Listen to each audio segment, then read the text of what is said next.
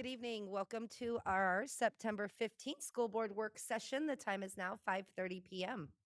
The school board would like to take this moment to respectfully acknowledge we are residing on the traditional land of the Dene people. Our mission as a community, we create supportive learning environments where all students thrive. Mrs. Richardson, would you please call the roll? Mr. Burgess, Here. Miss Carol Hubbard, Here. Mr. Doran, Miss Julian, Here. Miss Maple is excused, Mrs. Burnett. Here. Thank you. Thank you.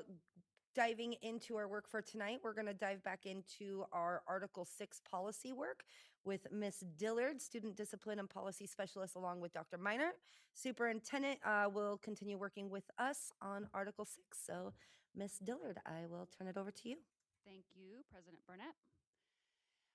We'll start tonight with homework policy, board policy 6154, which should be up on the screen here shortly. You'll notice that, or maybe you'll notice that this numbering comes from an earlier section in this Article 6. So we had held this policy out for further development. We brought this policy to policy committee in the spring and thought it was going to be fairly straightforward. And actually, we got a lot of feedback, so it brought it back to the drawing board for us. What we took to the policy committee was an edited version of our current 960.5 with additional ASB model language that speaks to ensuring no undue burden on families with homework while keeping the standards that we had in 960.5, which stated homework shall be assigned regularly in grades 4 through 12. Homework shall be encouraged in grades K through 3.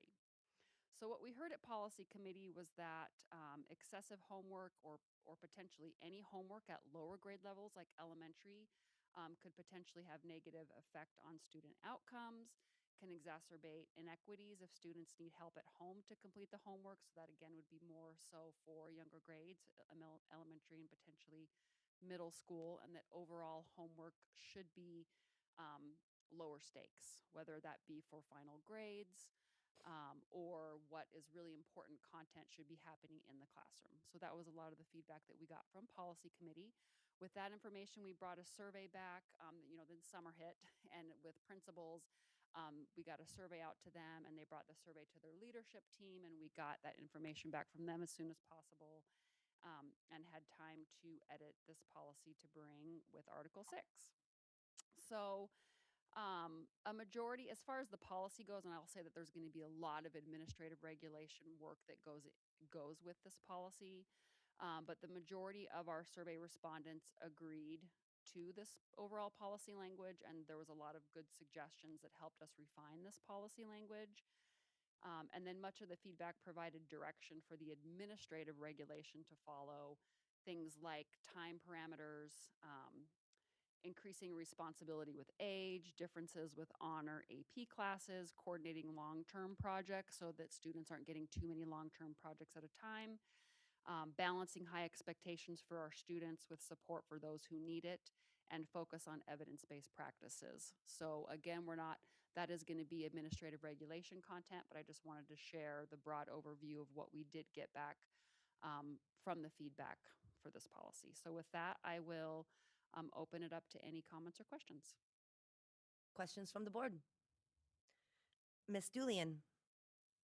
Yeah, I'm really curious about this policy in particular. You mentioned that the majority agreed. Were there people who, or community members or committee members that wanted us to take this a little bit farther to push academic rigor? Do you, from your professional perspective, do you feel like this policy will still allow our educators to promote an academic rigorous environment for students, so that we can help them if they choose to kind of go down that route of academic rigor?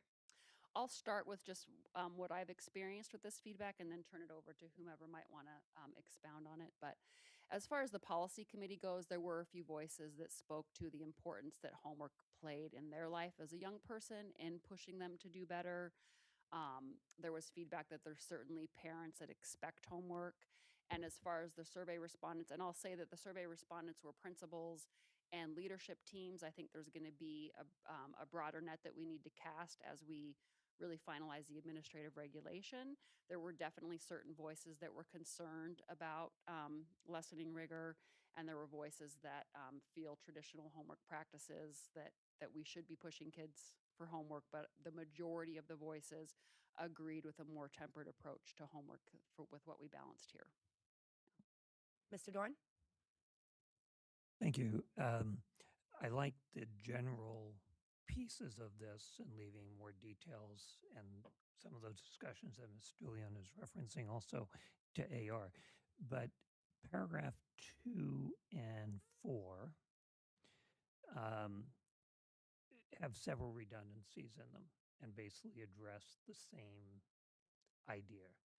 So I would suggest that we look at combining them and make one paragraph, and that it should be the last paragraph after the bullets, because you want, I'm thinking especially the paragraph 2 talks about excessive homework can cause place undue stress on students, and then on likewise on the fourth one, homework assignments should not place undue burden on families. So there's several redundancies in there.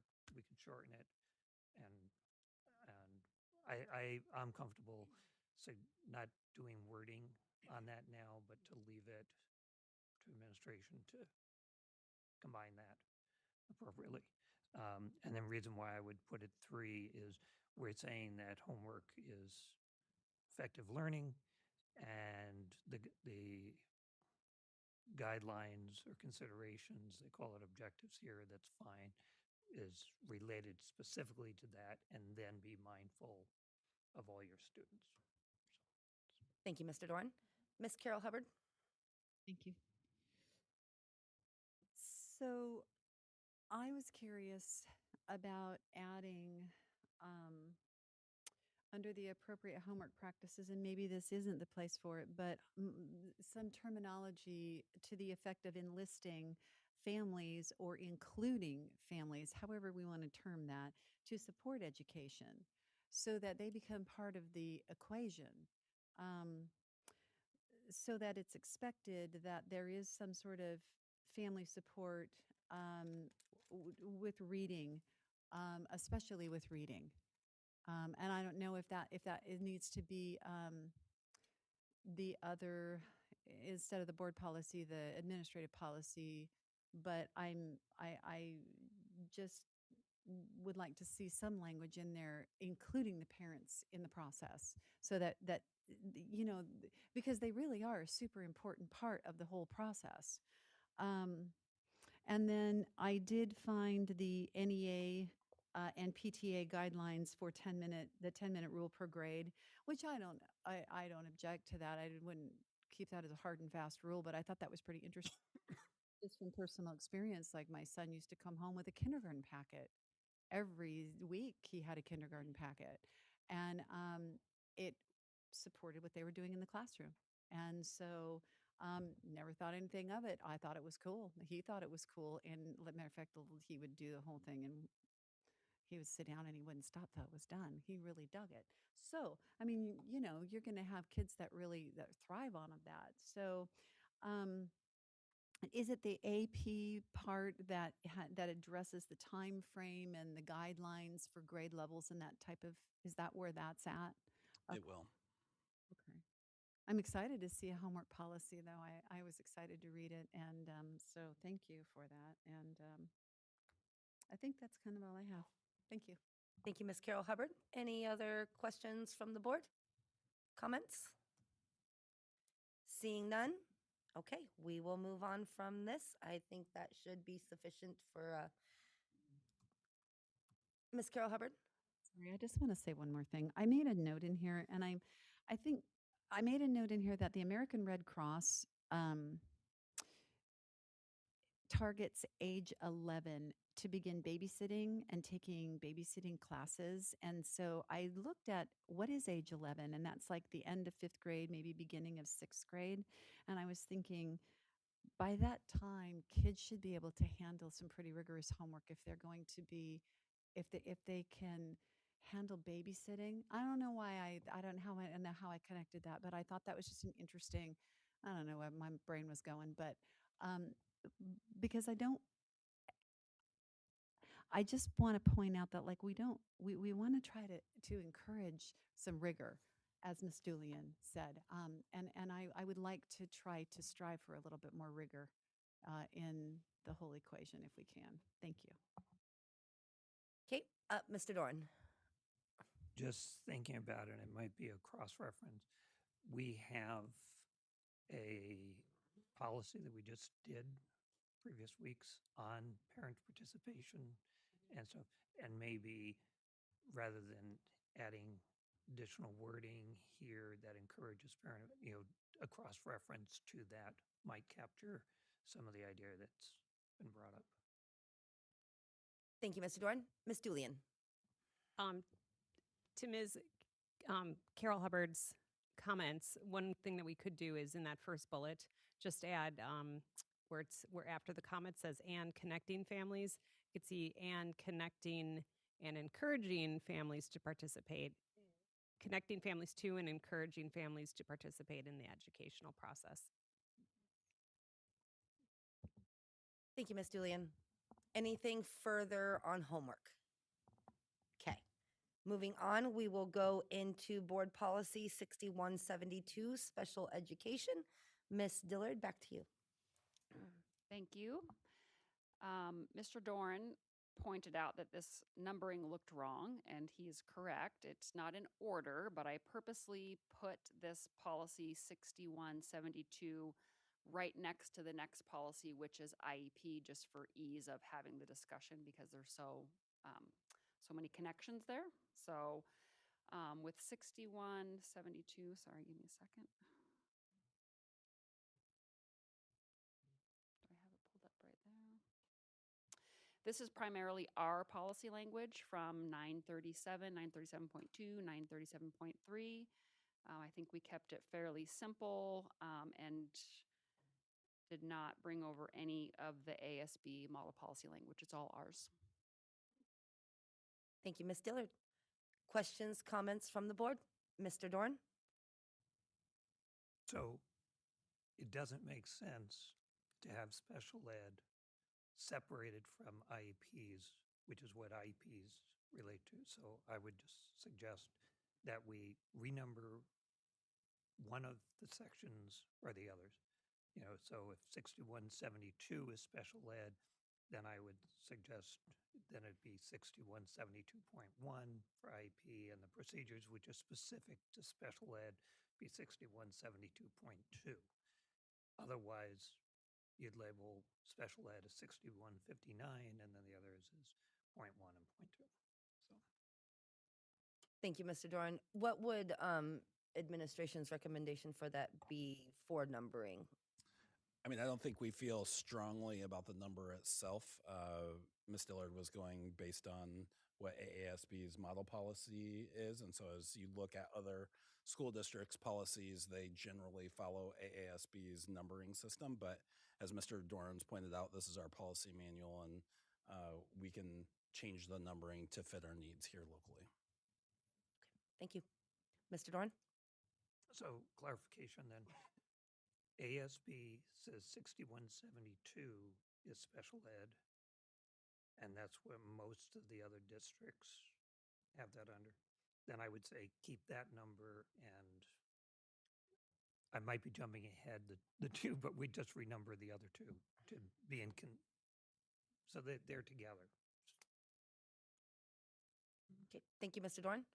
Any other concerns or questions about the policy itself?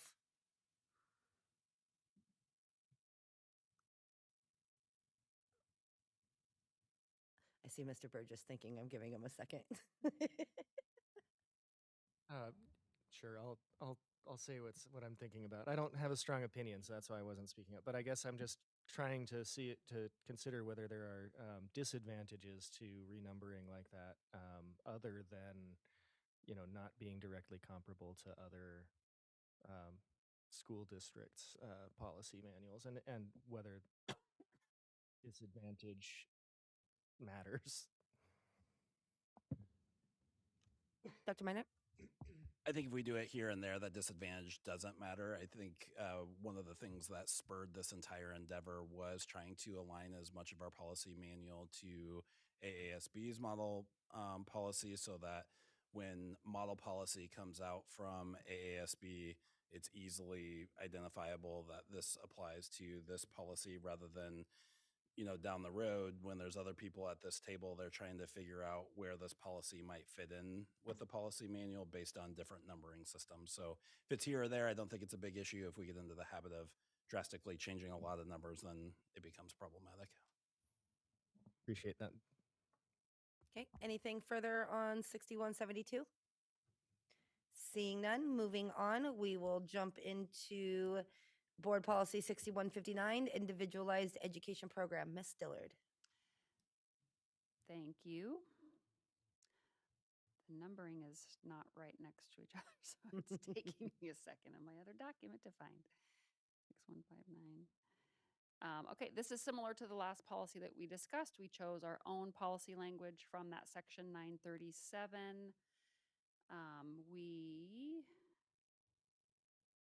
The very last paragraph is ASB language, but it was similar to our own. We just preferred the ASB.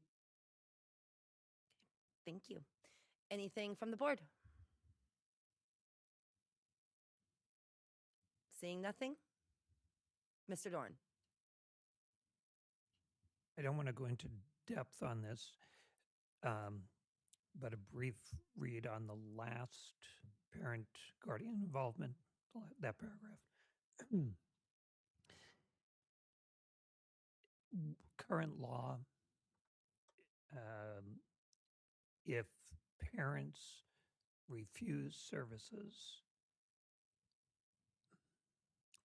but we know the kid needs services, where is current law on that? I mean, I'm basically in agreement on this, but I am interested because there have been questions about that over the years. I know that has come up.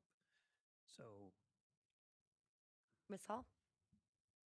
We cannot provide special education services without express written consent from parents. Is that the question? and we have no liability for the kid Correct. at that point. Okay. Thank you. Any other questions? Seeing none? All right, moving on. We will go into Board Policy 6159.1, Procedural Safeguards and Complaints for Special Education. Ms. Dillard. Thank you. This policy aligns with our 937.6 due process. That was a very short policy, one sentence policy. For what we accepted here, it is the ASB model policy language, but it aligns with our policy. Thank you, Ms. Dillard. Anything from the board? Mr. Dorn. Just want to make a notation. This one and the previous one will be under numbering consideration. Thank you, Mr. Dorn. Anything further? Ms. Hall? Just in terms of numbering as we're going through, child find is oddly separated from all of the special education numbers also. If we want to put those together, it probably makes sense. Thank you, Ms. Hall. Okay, anything further? Seeing none? All right. Moving on into Board Policy 6161.1, Selection and Evaluation of Instructional Materials. Ms. Dillard. Thank you. So this policy brings together quite a few of our policies that address both core and supplemental materials. 920 through 920.3, 921, 921.1. So there's about 6 or 7 policies that it pulled.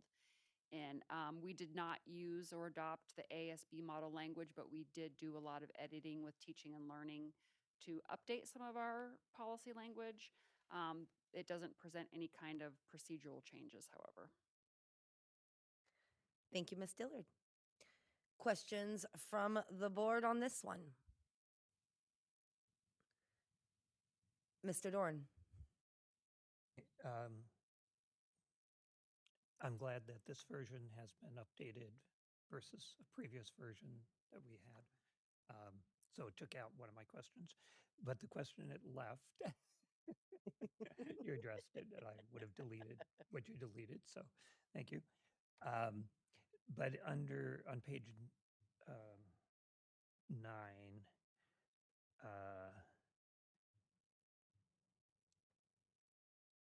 regarding second to the last paragraph on page 9, that says approval from the executive director must be obtained before purchasing materials. And my concern on that is that's extremely restrictive in terms of principals as instructional leaders in their schools. Um, and we've basically had what the definition of supplemental is, because usually in our adoptions we have the core materials, and often we have some supplementals that are purchased by the district. But often something comes up. It may be just for an individual classroom, because it's getting these groupings of students, but it's missing this group.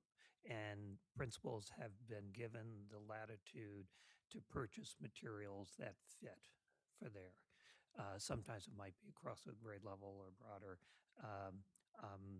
Thinking at one point in our math program, it was missing computations. We didn't have, so Mad Minutes were purchased as an example. Principals didn't have to go downtown to say, "Oh, can we get this?" They were able to do it. It's again, we were always mindful that we don't stray from core materials. There are supplementals to be there. There are, but also if there's a specific need, we were able to do it and such. If we were buying it for the whole school type, we might check. I mean, there were some checks, but that's my concern, that this says only the executive director of TNL can do it. And I think that's very restricted and very limiting on principals, but principals should be able to have some instructional discretion to meet the needs of their kids. So, Dr. Minot? I don't know if Tara wants to jump in, but I can start the conversation. So I think your example with the magnets would fall more in line with supplies rather than like supplemental materials. And so principals would definitely retain the right to provide supplies for their buildings. When we get into more curricular materials that are supplemental in nature, I think where that approval process or conversation comes in with teaching and learning is to ensure that it is aligning with our curriculum and with Alaska standards to ensure that the alignment is there.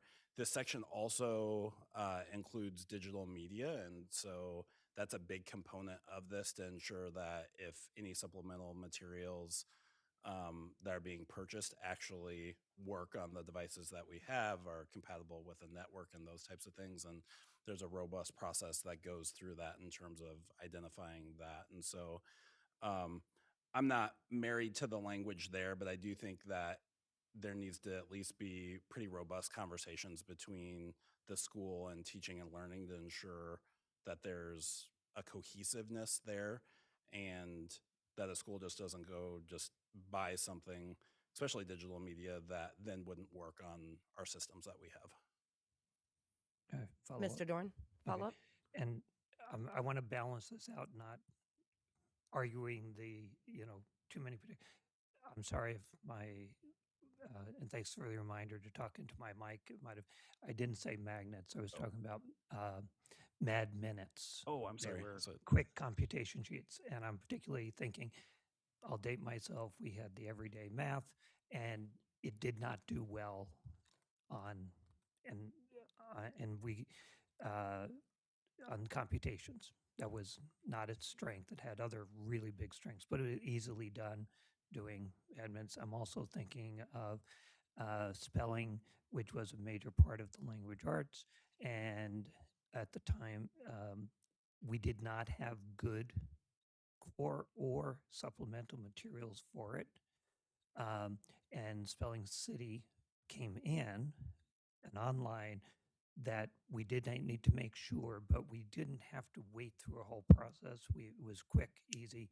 We were able to put these things in. I'm also aware of, different, well, there are lots of examples, but where a teacher comes and says, okay, I found this that I think will work with these 1, 2, or 3 students. They're just not getting in it, and it's a small thing. We could do it. So I don't want that to be lost for principals to be able to do that and work with their teachers. And as I used to say, is okay. Can you explain if the superintendent walked in and said, "Why are you using that? Can you connect it to the standards, to connect it to our curriculum, most importantly?" And so they had to justify that to me. And principals, I think, do that on a regular basis. So that's my concern. And part of it is supplemental often, um, especially since we now buy supplementals. And um, and then sometimes we're given, you can buy X number of supplementals, but as they're using a product, they may certain set of materials, they may find, oh, we should have gotten that supplemental. So I think I'm not wedded to any particular wording, and I want to be cautious about presenting one as such. But I do think we need some of that latitude for principals as instructional leaders. They're professionals. We trust them. Good, Dr. Minor.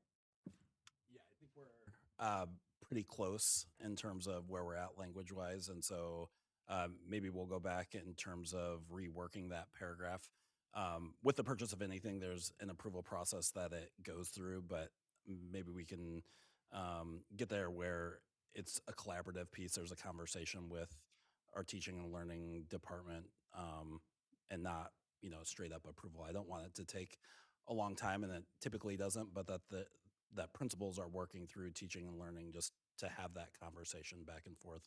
And I don't think it's for, if we're talking about a couple pieces of material, that's different than like a school-wide purchase or multiple classroom purchases. Right. And that would be part of that thing. Yeah. We definitely had guidelines. We weren't purchasing for the whole school, if that, but sometimes it's $50. We have to go downtown to do that. I mean, it's professionalism and their understanding that they do have the skills. So Thank you, Mr. Doran. We've got, oh, sorry, Ms. Devon. Okay. We've got Miss Carol Hubbard. Are you good? Okay. Then we will go to Miss Julian and then Mr. Burgess. Okay, one of the things in capturing Mr. Doran's comments is, perhaps we could just strike that last sentence, because I think the first sentence on page 9 gives enough guidance that they will guide the review and approval of supplemental materials, period, unless there needs to be something in addition to that. And then also, for the record, I really don't like mad minutes. And I think that I'm still in therapy and hate math because of the assumption that to do math well, you must do it in a minute. 3rd grade, 2nd grade, I hated those things. I think Mr. Doran is making enemies. Mr. Burgess. Dr. Meinert answered my question. Thank you. Okay, excellent. Anything further from the board? Mr. Doran. just, I think, Ms. Dillian's, sorry to cause trauma. It is. But I think that would be her solution or suggestion might be the way to go. Thank you, Mr. Doran. Anything further on this one from board members? Seeing nothing further, we will move on. And we will go into Board Policy 61.11, Core and Supplemental Technology. Ms. Dillard. Thank you. This one we chose to not include as the overall core and supplemental materials policy. We separated it out to be specific to technology because we have administrative regulation that guides the approval process for supplemental technology, and it's a pretty robust process and they're different for core and supplemental, and we're working on that administrative regulation. But that's why some of this might look a little redundant to what we had in that previous policy, but it's so that we have a policy that just addresses tech, and then we can add the administrative regulations to that. Anything from the board? Mr. Dorn. I just wanted to add my voice of support for the breaking out because I was well aware of issues that people ran into on the tech side of things where we back-ended tried to support it or found out that it didn't work. And so I really like this breakout. Anything further? Seeing none, moving on into Board Policy 6161.2, damaged or lost instructional materials and equipment. Ms. Dillard. This is a brand new policy to us, so we did not have any, oh, let me pull that up. We did not have a match to this policy, so this is policy straight from ASB. Thank you, Ms. Dillard. Ms. Carol Hubbard. Kind of a weird question. I was thinking though, does the district ever hold back a graduation certificate, not necessarily walking, but hold back the certificate for unpaid balances? No. Okay. Thank you. Anything further from the board? Mr. Dorn. I really think we should delete the first sentence. I know we try and start out with board recognizes and et cetera, but particularly in this one, it says that we recognizes that these things are expensive, and it just kind of, in a certain sense, what's expensive, and it doesn't matter.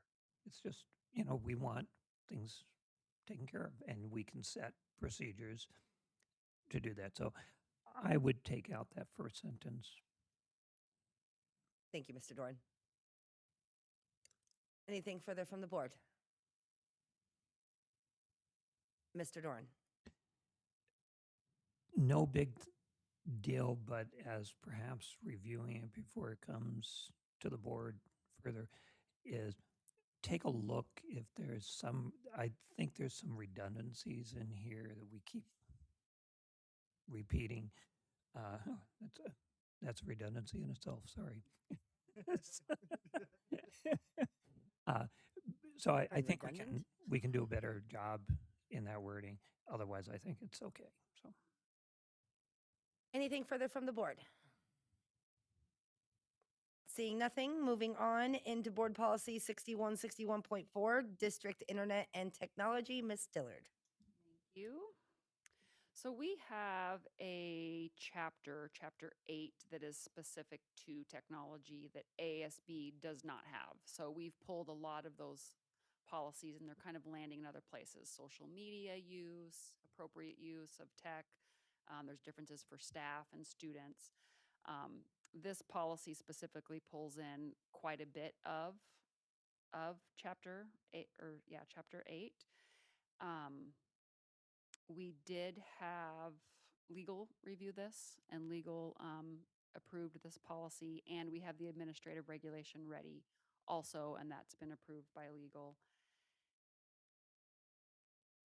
We do have some user agreements for students that might ultimately be attached to this policy, but ultimately you'll see that we try to keep this fairly short and sweet. The notes are very long as far as the legal notes, and that was, again, just to make sure that you saw what we're required to do. But with that, that's all I have for that policy. Questions from the board? Seeing none, we will move on. Moving into Board Policy 6161.5, websites, pages. Ms. Dillard. This is a new policy to us. We did not have a website pages policy, and so this is ASB language that we edited to align with our district practices. Thank you, Ms. Dillard. Questions? Ms. Julian. When so we do I'm looking at this policy here, and I know that we refer back to that they must be professional. Are there any branding regulations that we have in place that individual schools should use when, should we include anything about branding in here as well? Dr. Miner? I guess to your first question, our director of communications does work with principals and schools pretty regularly on best practices for developing your web pages and helps set templates to ensure that there's consistency throughout our website in terms of look and feel. I feel like some of that might be more appropriate in the AR in terms of getting at the branding specific, but maybe in between this and the first reading, we'll get with our director of communications to see if there's anything that might be appropriate to go into the policy itself. Follow up, Ms. Dillian? Yeah, and then I guess the follow-up as well would be, when we're talking about website and pages, are we specifically talking about, is there any place in here that talks about social media use for schools in particular? Not in this particular policy, but we do have a different social media use policy for our staff and for the district, essentially. Okay, thank you. Mr. Dorn? Thank you. I think this is fine. So let me want to put kudos in because, but it was interesting that you had mentioned we didn't have any policy on this. But knowing, and technology is always changing, but we had people who were encouraged to do individual classroom websites and others just did it and stuff like this. So having something here.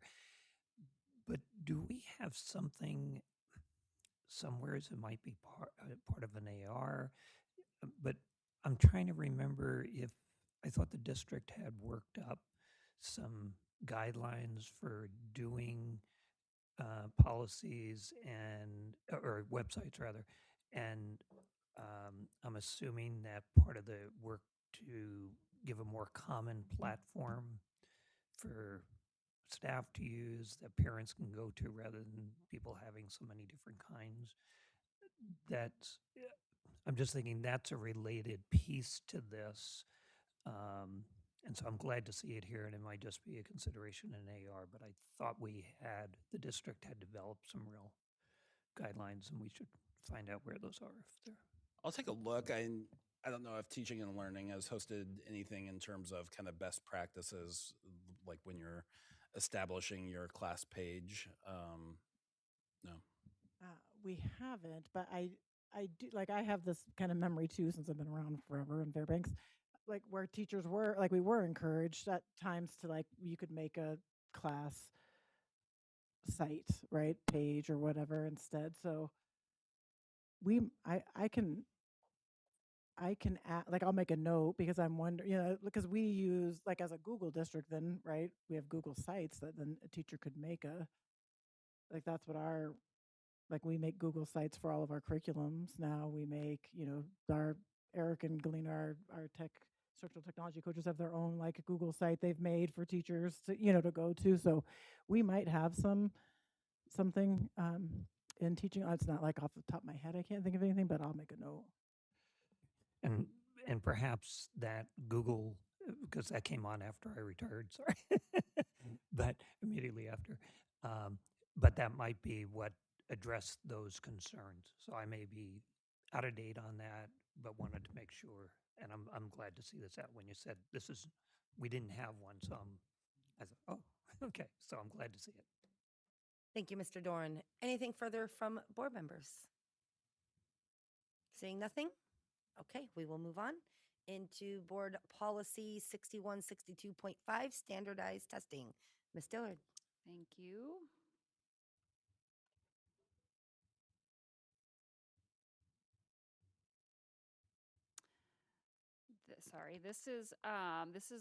This aligns with our policies 971 through 971.2 K-12 assessments.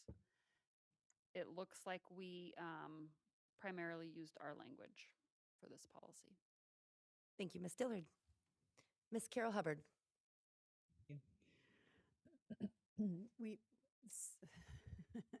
I struggled on this this one. This one I didn't like very much. But I love the idea of standardized testing, and I'm struggling with well, the redundancy in paragraphs 1 and 2. And I also am really tripping over the fact that these tests should not be overly emphasized. Right now, our test scores are the most emphasized public knowledge that the whole state of Alaska has on us and all the rest of the United States. And unfortunately, I I would like to kind of reword that. I feel like that whole first two paragraphs is sort of, did they say a word salad? Because it's kind of repetitious, and I understand that students need more than just a test score to determine, and that's not what I'm trying to. I'm not trying to take away from having more um, avenues of determination on a student's progress. But what I am very concerned about is that we take these exams seriously, and that it becomes a school culture. I know that I have done quite a bit of discussion over the last week about standardized testing, and as the numbers are dropping, as the grades increase, the numbers drop in participation. And so I don't know how we do that. Maybe that's on the administrative policy to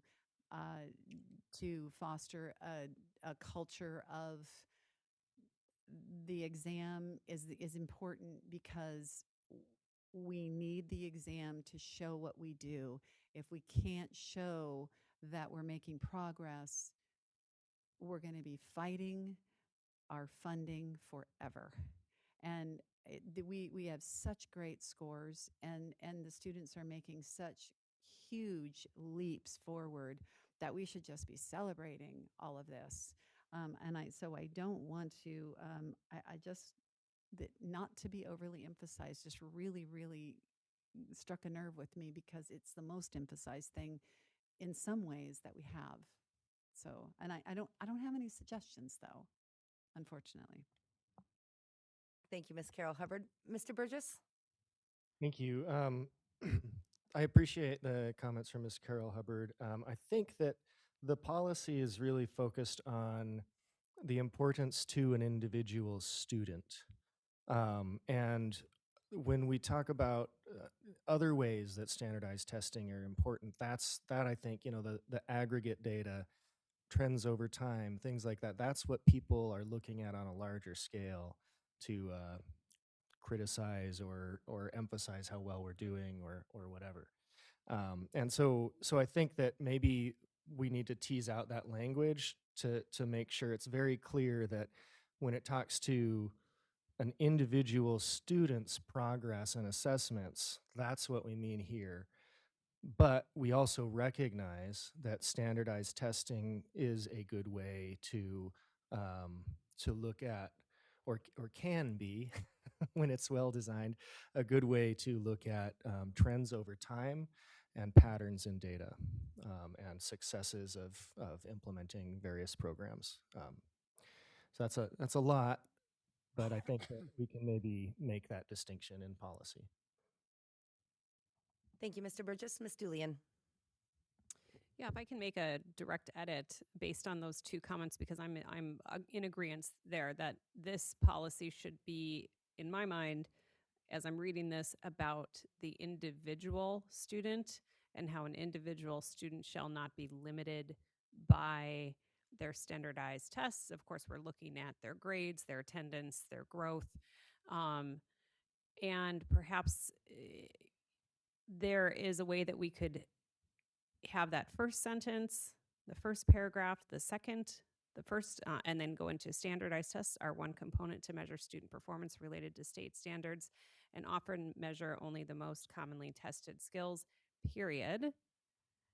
And then if there's a way to edit where it says the results of these tests should not limit curricular options for individual students, period. And then strike the rest, and then go into the next paragraph, which is the district shall administer all tests required by state law. What I like about that is it removes a lot of the talk about how, as a school district and as a school board, we are leaning on more than standardized tests to draw conclusions about the richness of our programs. If I'm looking at this as a educator or as a family member or even as a student, I'm going to want to know, what is the policy on standardized testing in relation to an individual student, not necessarily how the district may or may not view an aggregate of standardized test scores. Thank you, Ms. Julian. Mr. Dorn? Okay, my take on this, I made a very, with exclamation points, this is an extremely important statement. And so I was really, really glad to have it here. I do think it's important to recognize that there are multiple measures. I mean, we look at that, and it's not just for the student, it is for the classroom, the school, and our district, and should be for our state, that it's only one measure here. We have others, and we have several standardized tests that we use. MAPS is arguably falls into that standardized category, although not by true definition. We use Ames data. We use multiple data. We have chapter tests built into our curriculums. We have different things that measure what a student does, the individual assignments on a given day that a student involves in. So all of that should be part of the evaluation measure. I think that we need to, what I like about this is that it gives some professional judgment on it. And a recent release from DEED and the commissioner noted that this year's tests showed that a student is likely to score higher if they are white, have an active military parent, but are not homeless, not economically disadvantaged, not a migrant, not disabled, and not in foster care, which should raise a question that we want to make sure we can do within our policy, and I think our policy addresses that. Okay, are we actually using a mechanism that draws out what those students in those not categories are actually have? Are we asking the right questions? Or we want to test that only a certain group and achieves higher end than everybody? So it's just that, and I don't want to belabor that point. That could be another big discussion, but it does point out the importance of saying this should not be overly emphasized. We need they're in serious important data points for us. And some of our standardized tests, we get very, very little information that informs the principal and teachers as far as instruction goes, informs parents or kids.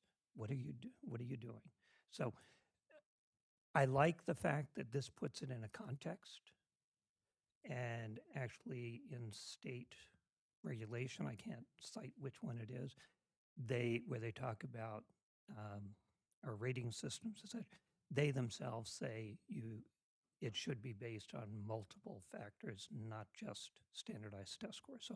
So I think this captures that intent legally from within the state, as well as what good educational practice is. Thank you, Mr. Dorn. Anything further? Mr. Burgess? Just want to support Mr. Dorn's statements there. I would be in favor of keeping the should not be overly emphasized, but I wonder too if there's a way to tease out to be a little more specific, I guess, because what is it that we don't want emphasized specifically? We don't want a student to be ashamed or stigmatized because they have a lower test score. We don't want to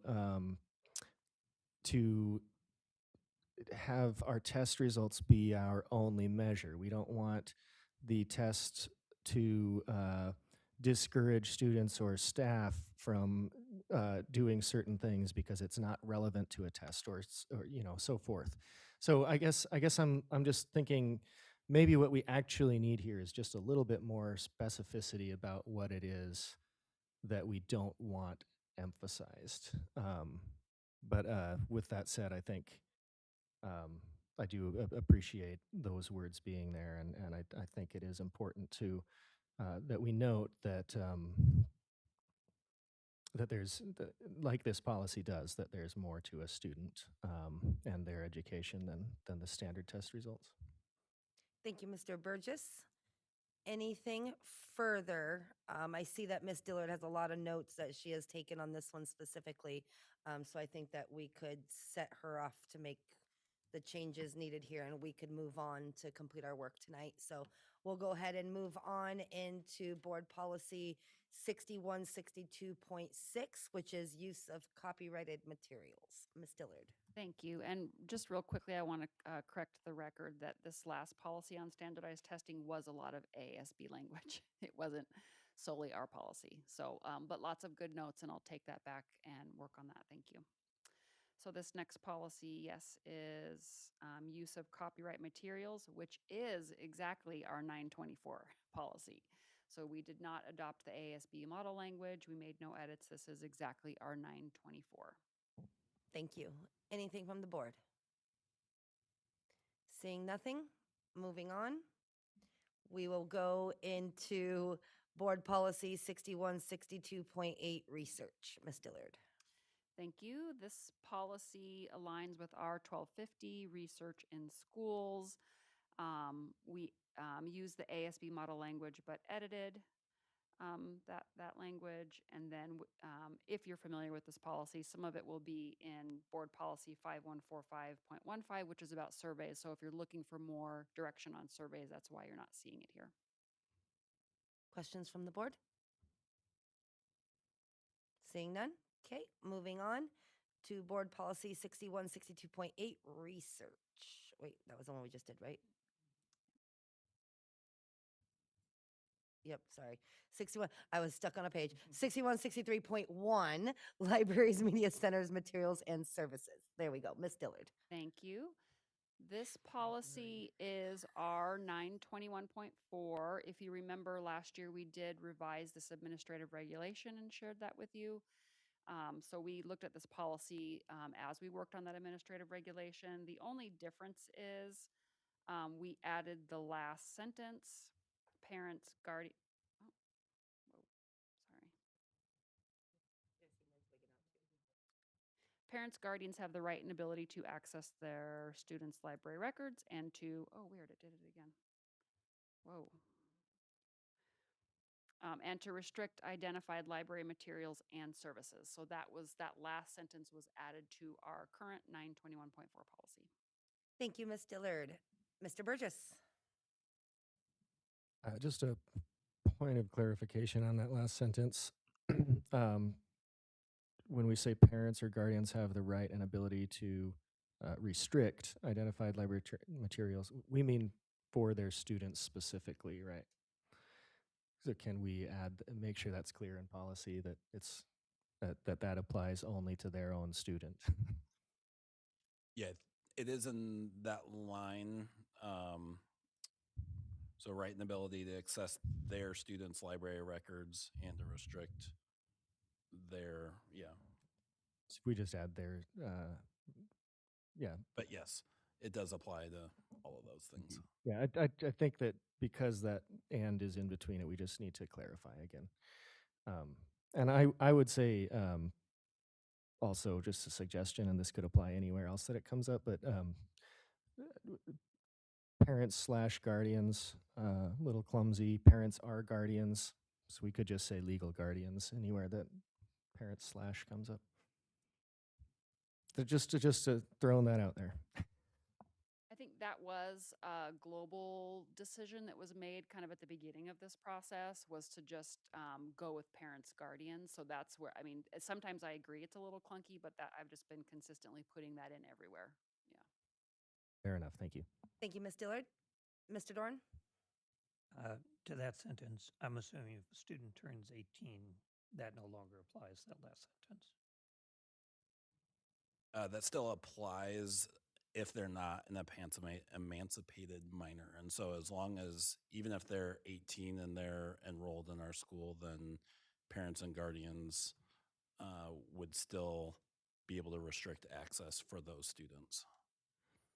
Okay, even though they're no longer a minor. So, That's correct. So as long as they're within our system, they're subject to that. Yep. Okay, parents can look at their stuff. Okay. In the Follow up, first, Mr. Dorn? actually, new question. Okay, go ahead, Mr. Dorn. In the first section, I'm assuming administrators includes principals, whether they're downtown administrators and their principals that are included under that umbrella. Yes. Okay. And then I have one more. Go ahead, Mr. Dorn. Okay. Second to the last paragraph after number 3 there. These guidelines will not be applied to classic literary works or primary sources.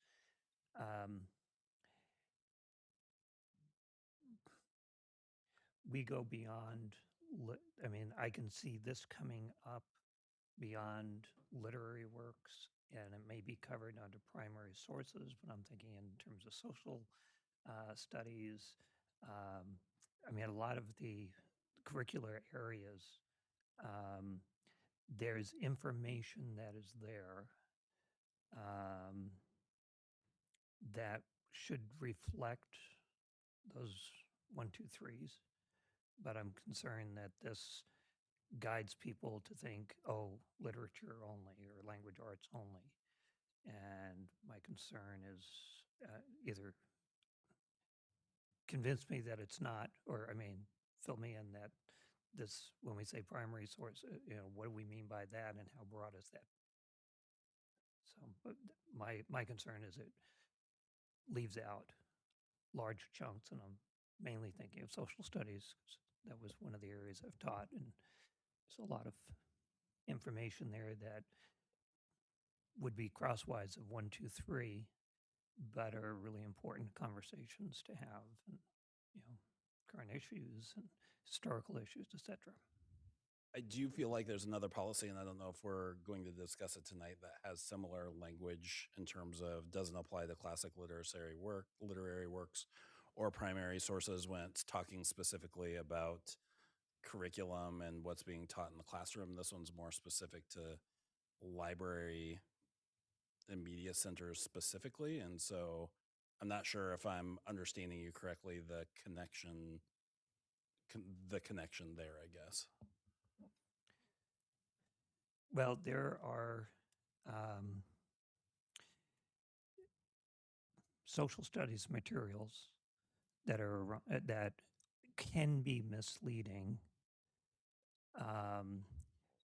that one should be aware of, but they're still valuable.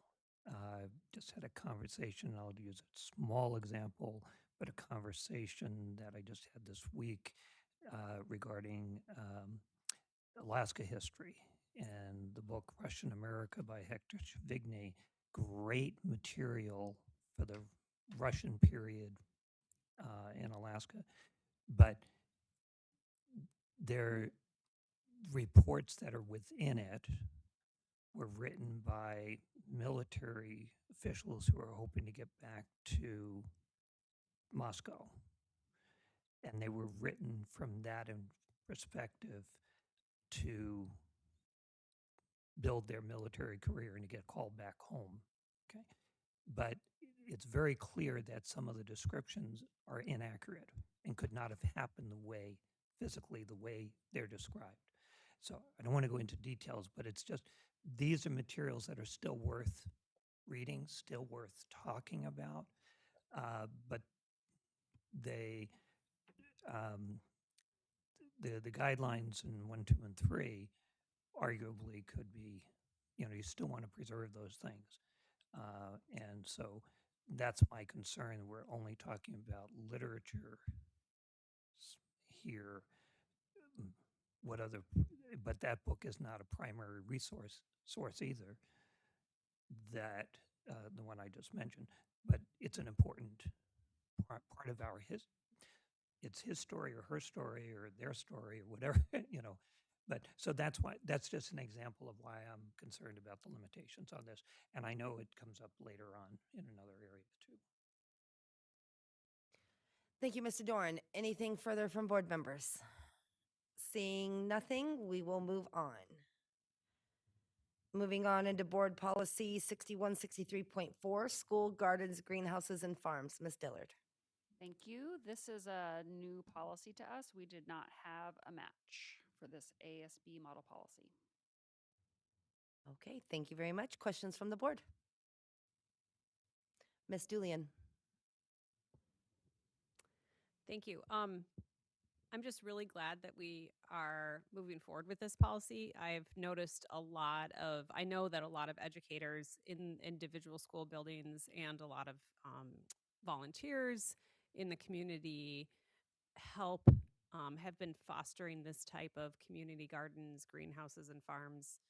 Not necessarily farms, but at least the school gardens and greenhouses at a lot of our schools. So it's wonderful to see this thriving, and I'm glad to have a policy that reflects practices and also supports those activities. So thank you. Thank you, Ms. Julian. Further questions from the board? Mr. Burgess. Could we say the board authorizes and encourages the establishment and operation of gardens, greenhouses, and farms? Because I think that's what I would like to do is encourage that. And I also wonder if there's an opportunity here to, well, I guess we do highlight an organization, but if we can highlight the opportunity to partner with farmers, local businesses, and educational institutions like Calypso Farm, for example, might be a good opportunity to just slip something in there. Thank you, Mr. Burgess. Mr. Dorn? On one hand, I really like the idea of encouraging. On the other hand, I am very cautious about it. I really think that we should, it's authorized if a school wants to do it, they should be able to pursue it. It takes a lot to do and to maintain. And having done that, and then watched it with several gardens right up through the present day, that if a school is going to taking something like this, it's really completely on their shoulders. And I don't know that we want to necessarily encourage that, but we want to make sure the door is open. And so at first I was like, why do we need this? But we do have enough, and it comes up in cycles that, it might last 10 years, and then how do you find someone to do it and take care of it during the summer? I mean, there's a lot of different things, or how does it impact facilities management, maintenance during the summer and those types of things. So I like, it's just clean. It says if a school wants to do this, yes, you can pursue it. And where it fits, it works well, and how schools use it, et cetera. Thank you, Mr. Doran. I like the addition of encourages. I think it fits perfectly in this one. I appreciate that suggestion, Mr. Burgess. Any other questions from the board? Seeing none, we will move on into Board Policy 6164.3, Student Mental Health Medication and Services. Ms. Dillard. Thank you. This policy is largely brand new to our district. We had a somewhat similar policy, 1063, that was called Student Psychological Services, but it was very short and very outdated. I made a lot of notes on this policy because everything really ties directly back to statute language. but for the most part, this is new guidance, new policy to our district. Thank you, Ms. Dillard. Questions from the board? Ms. Julian. Thank you. This just brought up in a previous policy that we were reviewing. We talked about in a universal or global adoption of parent slash guardian. However, we reference parents only in this policy. So I just wanted to not necessarily just focus on this one here, but if we can just make sure that that universal or global adoption of parent slash guardian is consistent. Thank you, Ms. Julian. Mr. Dorn. Okay, and I'm going to ask, help me in terms of understanding this. My concern is in terms of saying that personnel may not recommend. What does that really mean? Is there room for suggestion? There, obviously, we cannot require that a student take certain medications or get certain treatments or things of that sort. Well aware of that, but in terms of saying that we can't recommend, and I'm taking that even to suggest that parents, I do understand from many of these conversations, it's a sometimes difficult and cautionary process in working with parents. However, for a lot of parents, they don't know. They don't know the resources, and we open that door up. We can suggest resources, but if we're suggesting resources, are we not recommending they may, or a parent who says, well, this is how my kid's always been. Well, okay, this is something to keep in mind, or something has changed for your child, or this. But I'm really concerned about this limiting extremely the professional expertise that school personnel can bring to the parent-school-child conversations. So help me understand. Dr. Minute or Ms. Dillard? It is a prohibited action under statute. So I think, it's that word recommend. I think there's, and I don't remember if it's in, I think it's in Article 5, but there's also policy about community resources and how we are how we are allowed to present community resources and guide some of those resources, accessing those resources, but recommending is a prohibited action. Thank you, Ms. Dillard. Ms. Julian. To Mr. Dorn's point, I appreciate the sensitive nature of having these types of conversations. However, I, as a parent, and also following statute, I think it's really important that we don't recommend a medication, but recommend support services. And so I feel like this is important for us to keep in as worded, because it explicitly says that we shall not recommend specifically medication. However, the way that it's worded leaves it open to a conversation around student behavior. So and another follow-up question, and forgive me if I missed this, was this policy also reviewed by legal, or is it just really following statute? It's following ASB model policy and statute. Okay, thank you. Thank you, Ms. Julian. Further questions from the board? Mr. Burgess, did you have a question? It's not a question. I just wanted to point out at the very beginning of the policy, there's another, very first sentence, there's another parents without guardians. Mr. Dorn. Okay, in the second paragraph under psychotropic medication, with limited exceptions,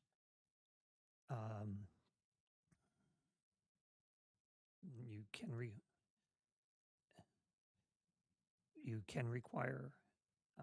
So I'm not changing the wording. I just want to understand what's some examples of limited exceptions that's referring to. So I think that's going to feed into that cross-reference to exclusions from attendance, that 5112.2. There are certain exclusions that might feed into mental health issues, and that's also covered under statute, but the exclusions will be listed in that Article 5 policy.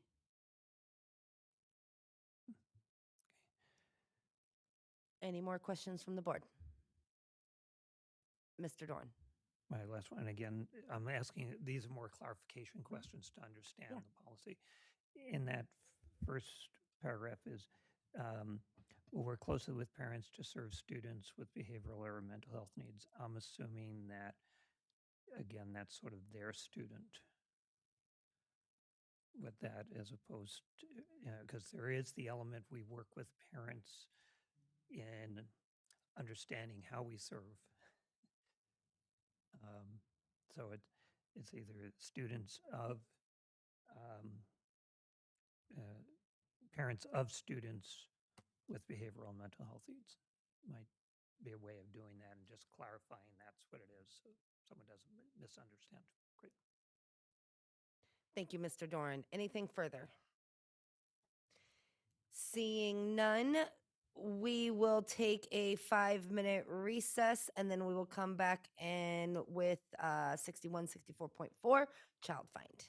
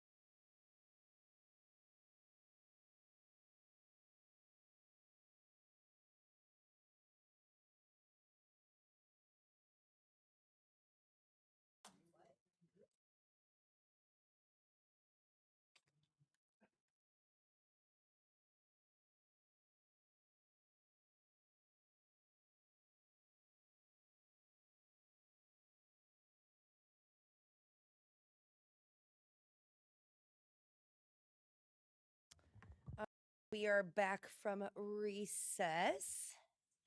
And we will wait on Miss Dillard, and then we will jump back into our policies.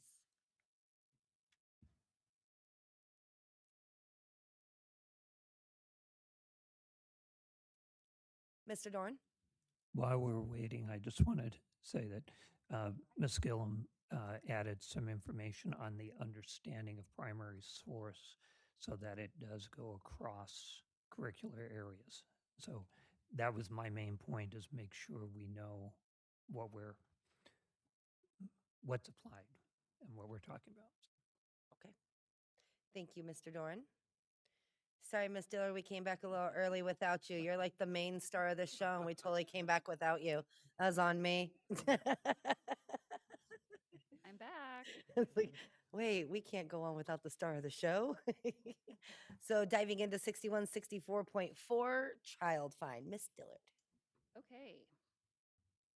Let me pull up my notes really quick.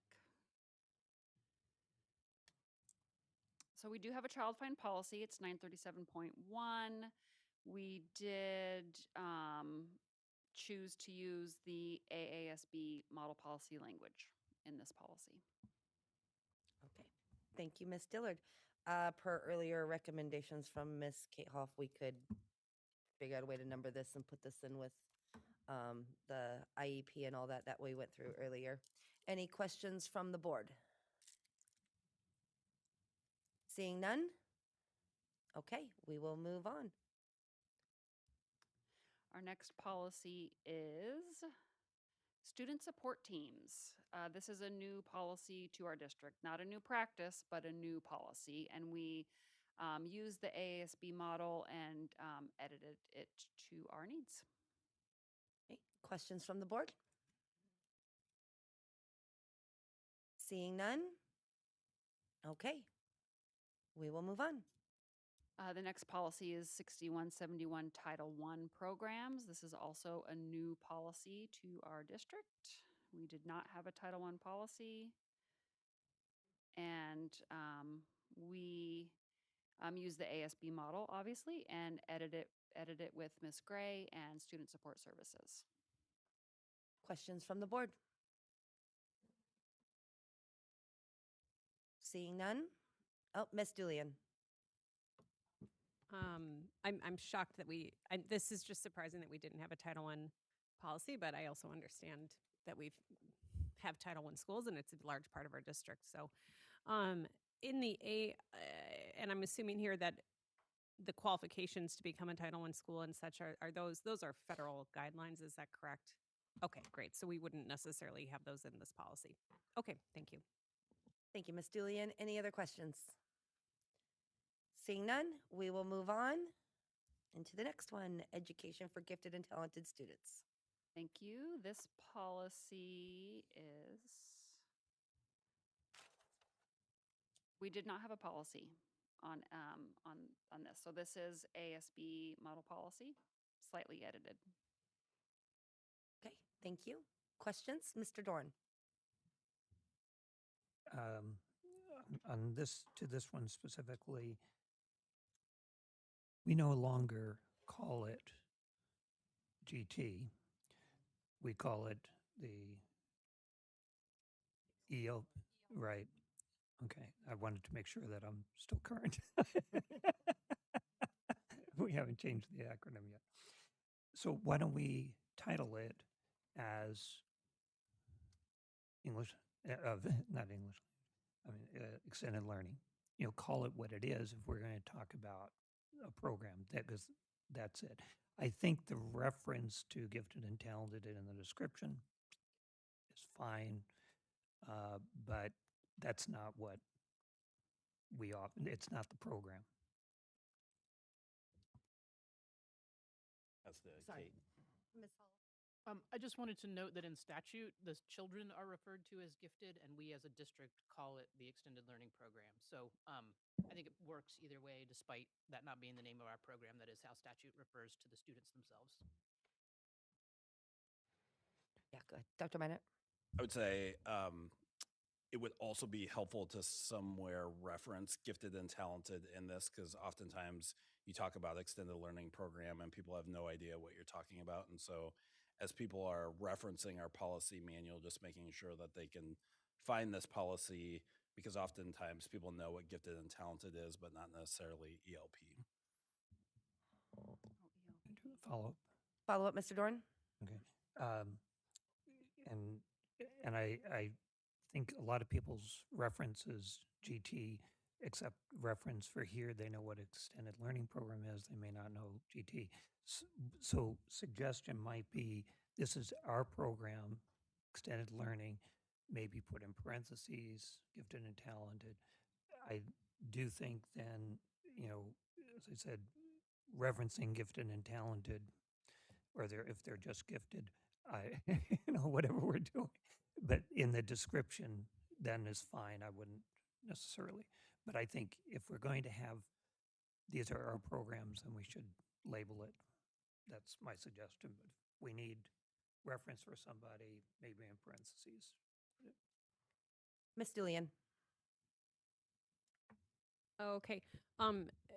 My question is primarily more about the walking the line here between statute and what's required, and also what we are able to provide with the resources that we have, because I know that we have severely diminished because of funding the robustness of our extended learning program. So correct me if that assumption is wrong.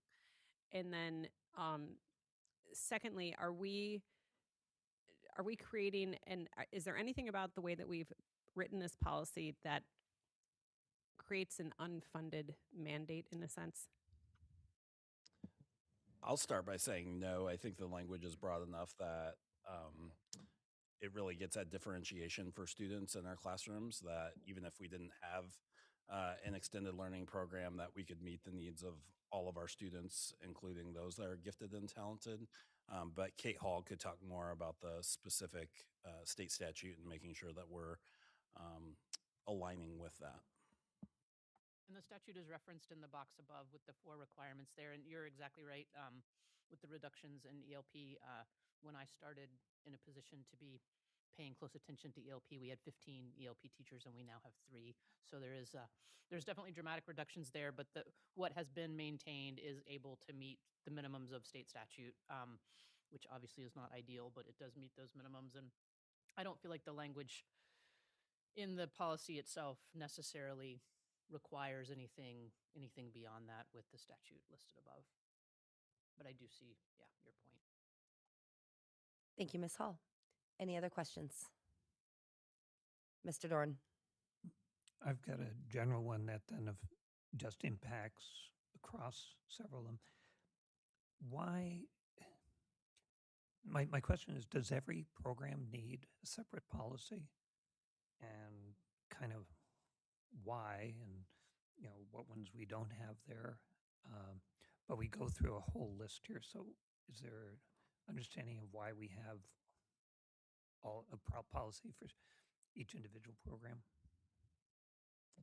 Philosophically, no. I mean, we are trying to align to AASB's policy manual, and there's been times where we've taken out specific policies that we didn't think were pertinent to our district. And so I would say if we come across a policy that the board feels like it's not necessary, then we can certainly pull that. We just wanted to make sure that as we're going through the entire chapter, that the board, has access to what AASB is set forth in kind of their templated edition, and then made sure that it aligned with any language that we might have had within other existing policies. But, if the board felt like we didn't need the extended learning program policy, there's still state statute that guides what we do for that program. And so we would continue to follow state statute.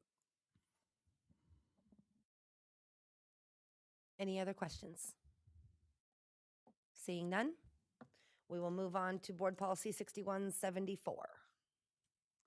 Thank you. This is a similar vein, a new policy to us. We did not have a multilingual learner program. We worked on this policy with teaching and learning. So it was ASB model with a lot of editing to fit it to our district. Thank you, Ms. Dillard. Questions? Mr. Dorn? Suggestion to administration is this is like 3 full pages.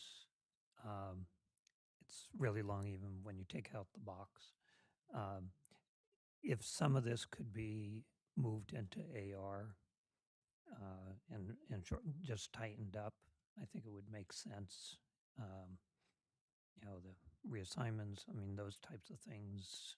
I mean, some of this could be into AR, would be my suggestion. I'd agree with that, Mr. Dorn. Thank you. Anything further from the board? Seeing nothing? Mr. Dorn?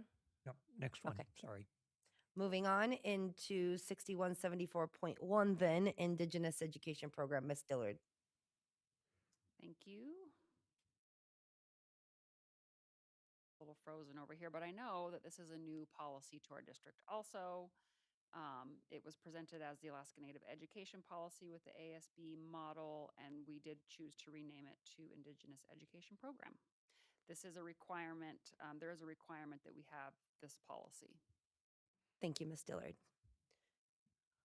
Questions from the board? Mr. Dorn? There is a non-discrimination statement in here, which I would suggest would be deleted. One, because it's redundant, we do have it, and actually comes up several times, but also because in this particular area, we are talking about identified students, and we're using criteria to identify them that ostensibly otherwise this non-discrimination statement, it's kind of antithetical to it. And then I have another question. Ms. Dillard? Thank you for that. We did choose to not have that redundancy in some other policies, so I think that's a good recommendation. I do want to just double check and make sure there aren't requirements that we have some sort of non-discrimination statement in this policy, and maybe it's just shortening it. Thank you, Ms. Dillard. And what was your second question, Mr. Dorn? Can I do a follow-up with that? So, but there are certain criteria that we say, okay, find out, and then let's look at it then, because I'm concerned of how they are. Okay, just find out. So my second question is,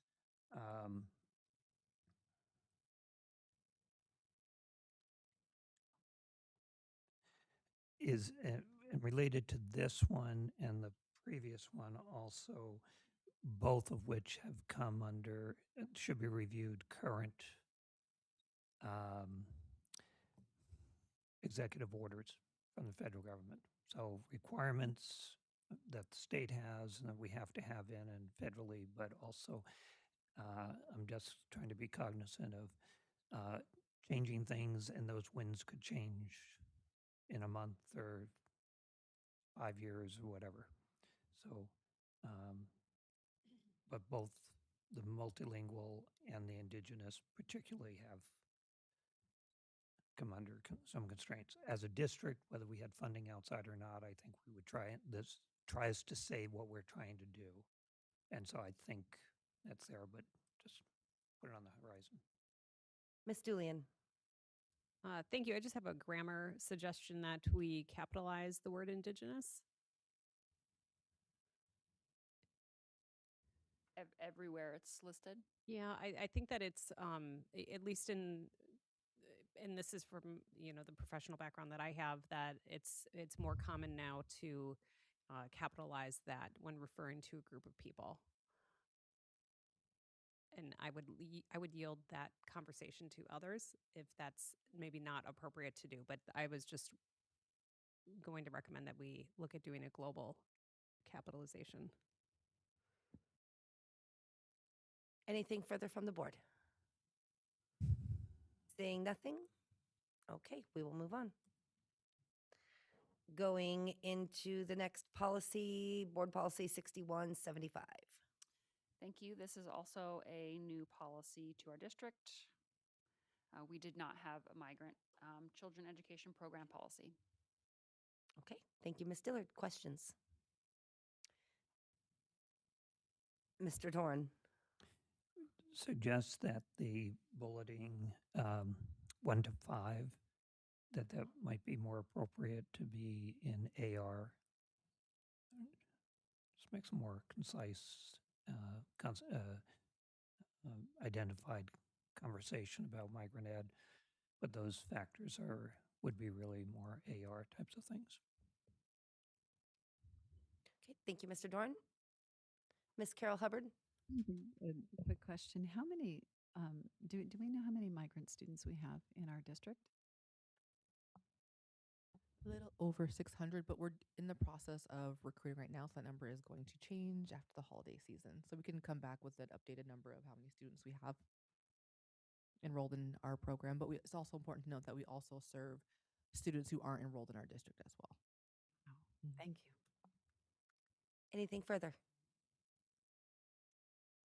Seeing nothing? Okay, moving on. 6178, Career and Technical Education. Thank you. This is a combination of ASB model policy and our 932 through 932.3 policies on CTE. And this was edited with Ms. Wade, our CTE counselor or program director. Thank you. Thank you, Ms. Dillard. Questions? I'd really like to get other board members in there if there's somebody else who has a question. No? Okay, Mr. Dorn. In paragraph 4, it says that in the second line, the board especially desires that the district CTE program be updated regularly. I would suggest we delete the words, the board especially desires that, and just say the district's career technical education program will be updated regularly. You know. Yeah. Yeah, makes sense. Thank you, Mr. Dorn. Makes a lot of sense. Another follow-up, Mr. Dorn? Yes, and the last paragraph on equal access, equal opportunities, et cetera, we already have that in our non-discrimination statement. So again, why it's needed here. Okay, thank you, Mr. Dorn. Anything further? Seeing nothing, we will move on. Board Policy 6178.1, Work Experience Education, a small one. It is a small one because it is from our policy. It is our policy 932.5. Okay, questions? Okay, moving on. The next one is 6182 Correspondence Study Program. This is our policy on BEST, which is our 939 policy, and we have edited it to change high school graduation requirements to allow for exemptions around course of study requirements that are specified through the curriculum process. Thank you. Ms. Julian. Just for clarification, can you restate that final piece of the exemption that you just mentioned? So the exemption would be for courses of study that are determined through the curriculum process, not an exemption from the credits, the number of credits, or the specific credits per area, or the state requirements, but the specific courses of study. I'm going to give the example of, I think statistics would be one, and then I'm going to pass it to someone.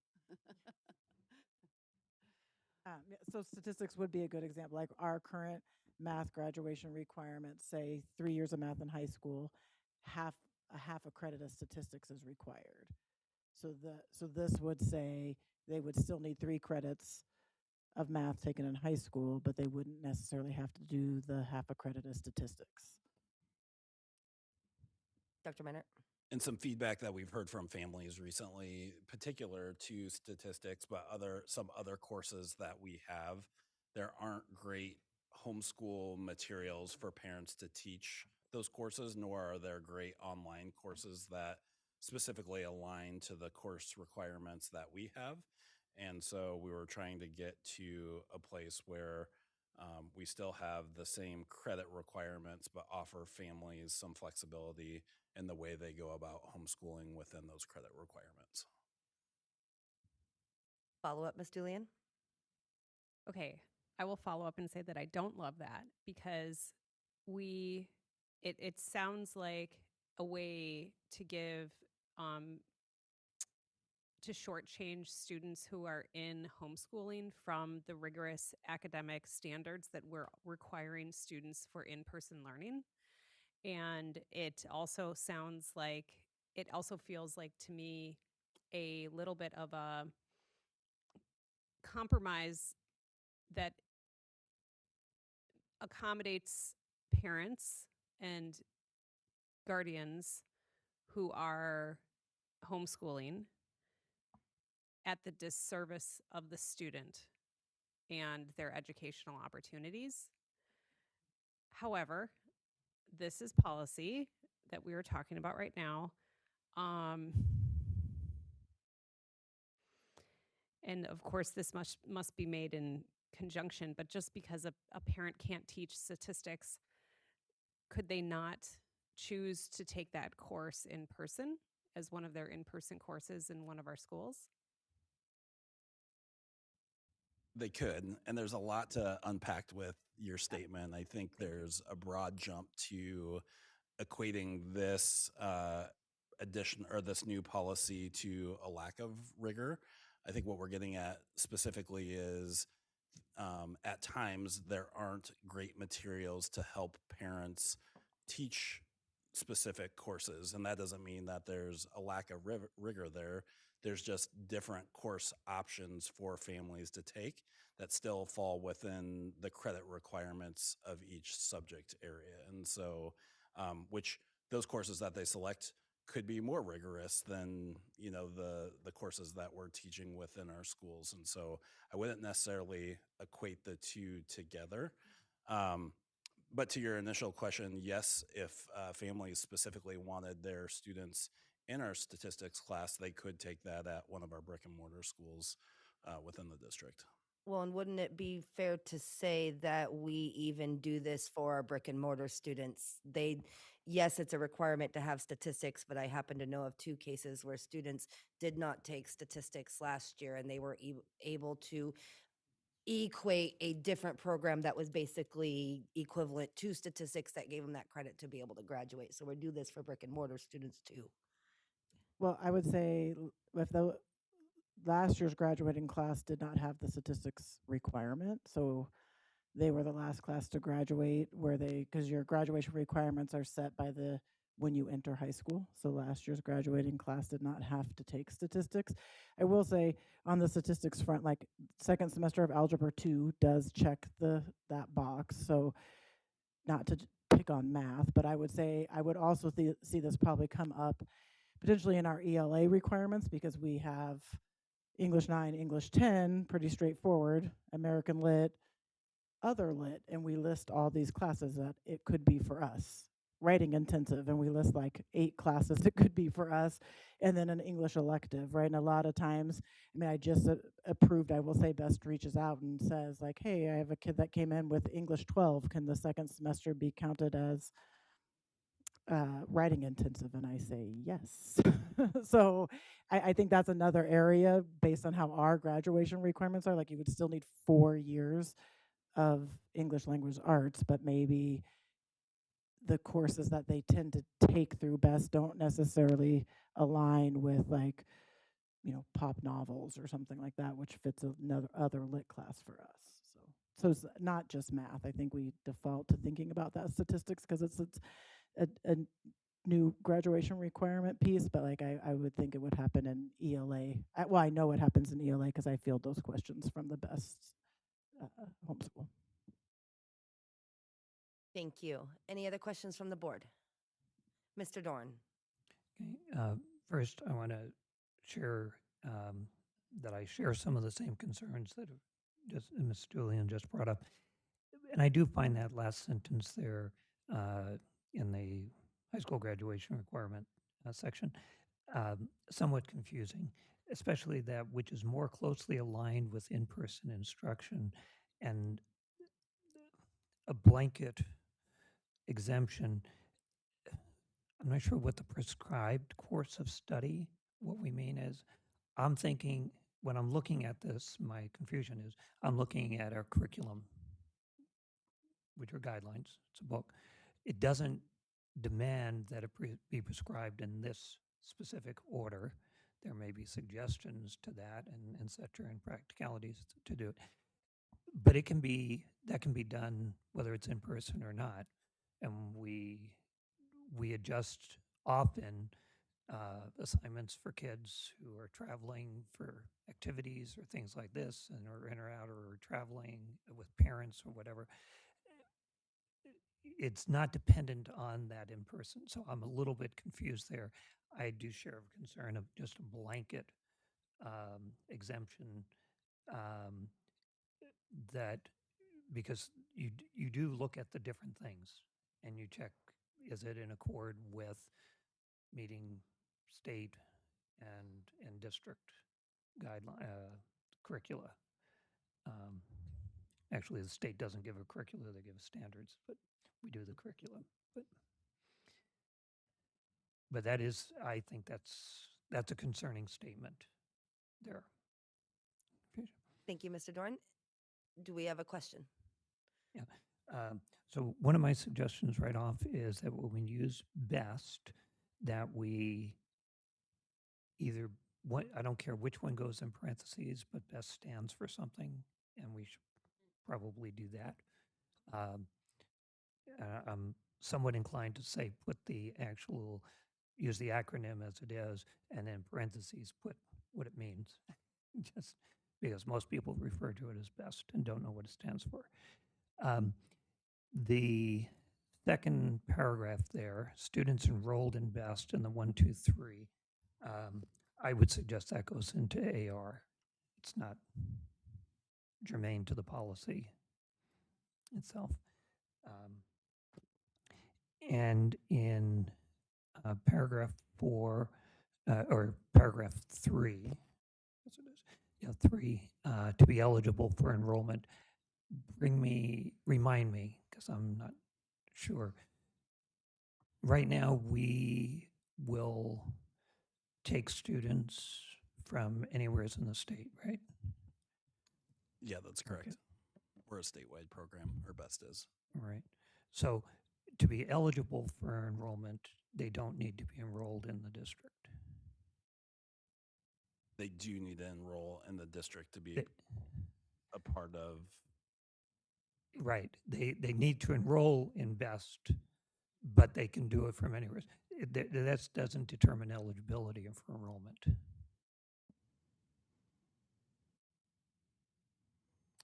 Yeah, I think we can reword that. I think the important part in there is that they do need to reside in the state of Alaska. Right. Right. And then following the school guidelines, but I agree that it's not worded quite right. So we can take another stab at trying to highlight those two parts of that paragraph. Right, because it's not an eligibility thing. It's, if you want to do BEST, you have to enroll. Yeah. So, okay. Thank you, Mr. Dorn. We've got Mr. Burgess and then Ms. Julian. Thank you, and appreciate Mr. Dorn bringing up that the acronym stands for something. And I think that we could add a sentence after that very first sentence that says the name of our correspondence school is, BEST.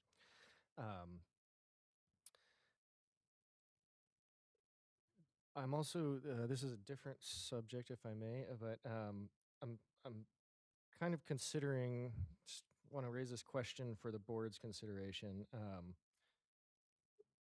There's a lot of talk about accountability, and some assert that home school or correspondence school programs are producing better results, but we don't really know because we don't see the testing. So would this be a good place to add a note about, something like the the board recognizes the importance of accountability and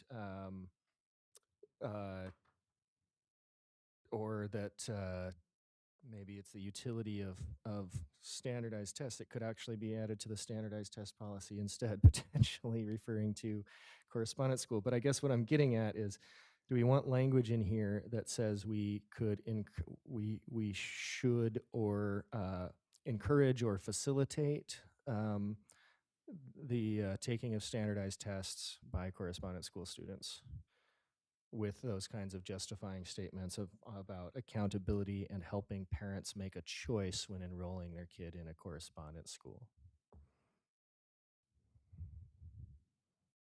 Make an informed choice, I should say. I think we would need to be careful about how that's worded. Encourage would be good. I think I would be in favor of that. I just think we'd have to be very careful how it's worded, as we can't force it, if that makes sense. Right. Yeah, so I like the word encourages. Okay, we have Miss Julian. Thank you. I am in support of adding something that talks about encouraging. And if we do keep in points 1, 2, 3, students enrolled in BEST, points 1, 2, 3 on page 43, if we don't move that to AR, I think that it would be fine to add a number 4 along the lines of, it welcomes BEST students to participate in standardized testing or something, just because we know that there's a big gap. I know that, and kudos to all the BEST families out there who participate in testing. And I know that our students participate at a higher rate than the statewide average. However, we still have a large way to go to bridge a gap that equals what's we're seeing in our in-person and student participation in standardized tests. And for the record, students are more than their standardized tests. High school graduation requirements. Okay, I'm going to go back to that, but I have a question, something new. Is this consistent with what other school districts are offering? These kind of I'm going to call it a blanket statement that gives an exemption from students to follow the prescribed course of study within each subject area. Yes. So thank you for the question. And other districts have gone as far as lessening the high school graduation requirements in terms of the number of credits for their correspondence programs. And some high school families actually shop for correspondence programs based on that. They might have a student that they know is not college bound. They want that student to enter the workforce. And so they're looking for correspondence programs that will be flexible to their family needs, and that there is like a minimum level of meeting the state standards. I want to be clear that even with some of these exemptions, we're still well above state requirements in terms of the credit requirements for our high school students. And it doesn't change, the requirements for the number of credits for our correspondence students. And just last year, I think it was the Matsu School District actually created 2 graduation pathways, one for basically their home school students. They have a different diploma altogether, and one for their brick and mortar students. So it is a direction that many districts have gone to in order to offer some flexibility for parents and stay competitive within the homeschool kind of marketplace. Can I have a follow-up?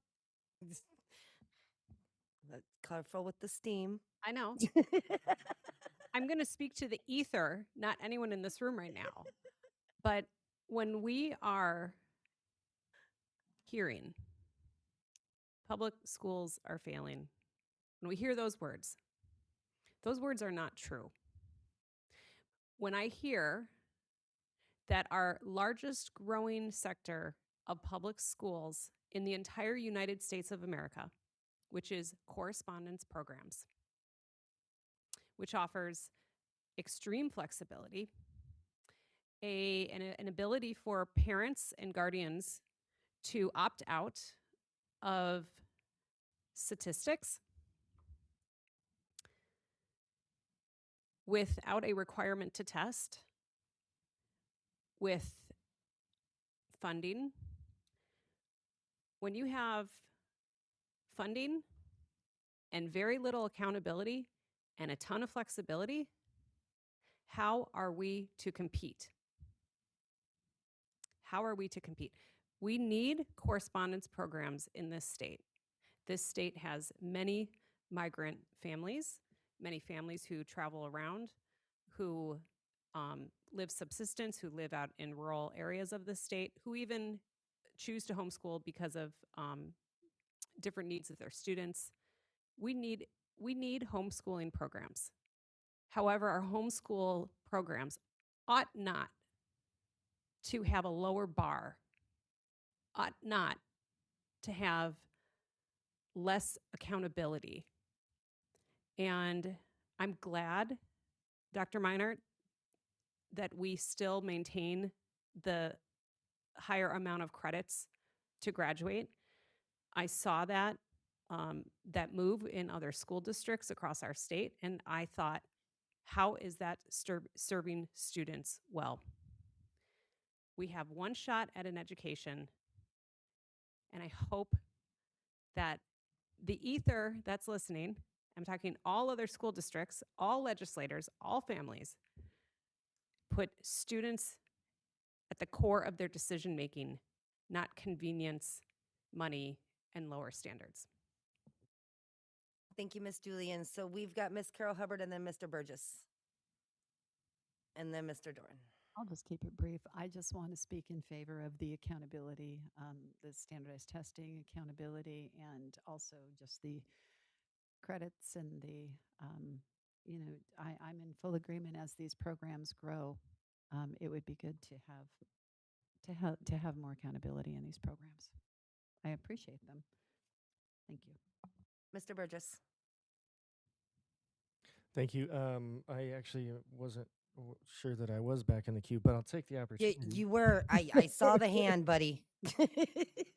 Um, I don't know. Doran's got hands flying everywhere. but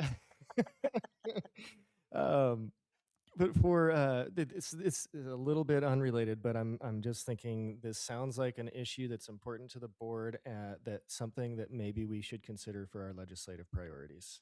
Just throwing that out there. That's a good suggestion. Thank you, Mr. Burgess. Mr. Doran, as I'm watching your hands wave everywhere. Okay, under the high school graduation requirements, at the end of the first line, I would suggest we delete as well as all state course of study requirements.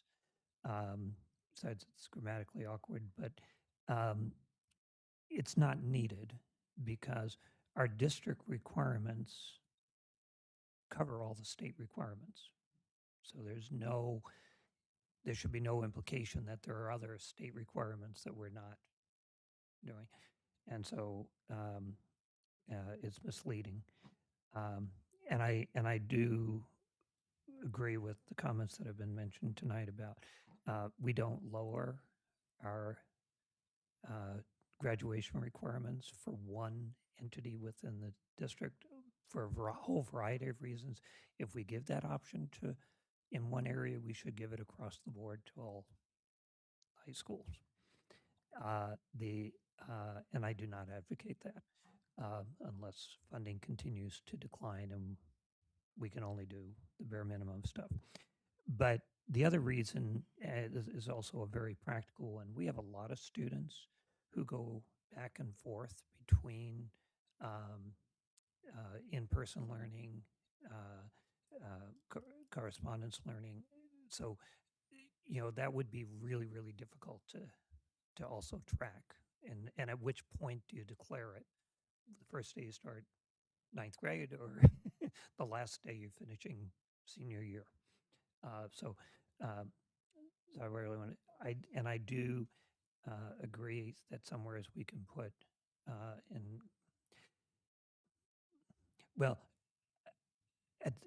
we need to do more in encouraging. I'm not sure if fits here because encouraging the statewide assessment. The fact is, we don't know how our best students are doing. We know how some of them are. We don't have a general sense of how they're doing. and certainly have even less across the state. But talking about our district, that we should be doing the same encouragement and proactively for all. But because the state does say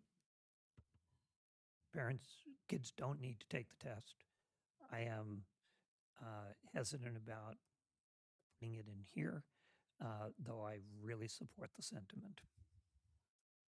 Thank you, Mr. Doran. Mr. Burgess? I appreciate those comments, Mr. Doran, and it's why I wanted to open it up for discussion, is to hear all opinions there. But also, I wonder if there's a way that we can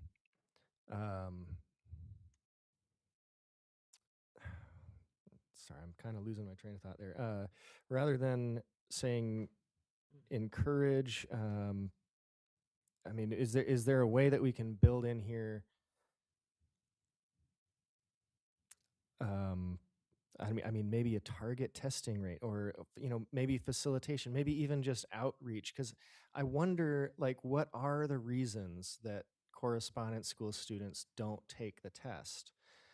And so maybe there's a little bit of research that needs to go into that before we can put something into policy to address it. But if it's in some cases because parents or families don't know that they're being offered or don't know when to come in, I don't know. I mean, so I guess that's a question that I would have that maybe we could. I don't know if administration has any insights now, or if it's something we'd need to look into a little more. I would say the reasons are pretty varied in terms of the lack of participation. I wouldn't say it's because of not knowing when the tests are and when they're available. I do think our best staff does a great job of explaining all of the different assessment options that are available to families and really encourages them to take it. And that's, we see that as our correspondence program does have higher testing rates than many other correspondence programs, but definitely not where we might like them to be, to get a real good idea of where our students' achievement is at for these standardized assessments. Thank you. And I briefly wanted to acknowledge that I do know that our administration and BEST does a great job of getting the information out. I didn't want to imply otherwise. Okay, we have 2 more policies left. I would suggest if we have more suggestions or questions related to this one, more things to scope out with it, that we send an email to Dr. Miner and to Ms. Dillard. We still do have one substance area I would like to go over tonight before we're done. And so I would like to finish out these last 2 policies if we're ready to move on. Okay, all right, we will move. Mr. Dorn? Good. Okay, if you can send an email, we can get that answered in relation to the last policy. So moving on into board policy 6184, virtual distance delivery courses. Thank you. This is a new policy to our district. We did not have a match to this policy.